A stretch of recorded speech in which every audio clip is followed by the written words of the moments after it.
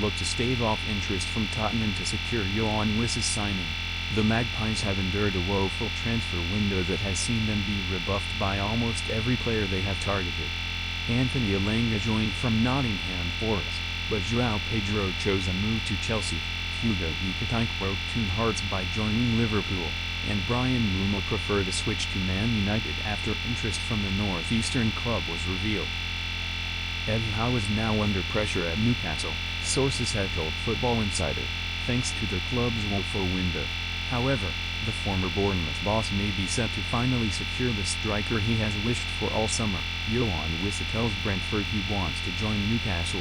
Speaking on the Transfers podcast, Sunday Times journalist Duncan Castles revealed that Newcastle were preparing to return with a second offer for Wissa, after having an initial bid of £25 million, Sky Sports rejected. He said, 1st of August, 29.30 minutes, he's out of contract in 2026 and turns 29 in September. Newcastle are offering him what's been described as life-changing money. He's made it very clear, I understand, to Brentford that he wants to leave and will push for that move. Newcastle are well placed to take the player if they can come to an agreement over a fee. My understanding is that Brentford will be looking for a very high transfer fee, perhaps as high as £50 million. They'll argue that fee, on the basis of what he's delivered in the Premier League, and benchmark it against other players that have been sold, or transferred into the division this summer. I also understand that there might be interest in the player from Nottingham Forest.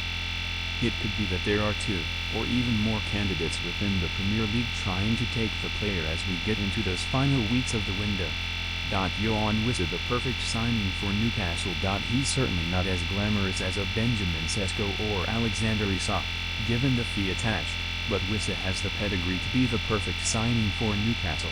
The Congolese striker seemed to sneak under the radar last season, despite scoring the same number of non-penalty goals as the Magpies' £150m rated Swedish striker, BBC Sport.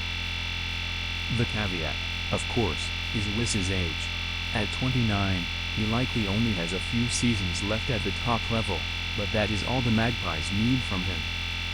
If Sesko does arrive from RB Leipzig, the Slovenian striker will have some breathing room to develop whilst the Brentford man takes the mantle as the club's starting number 9.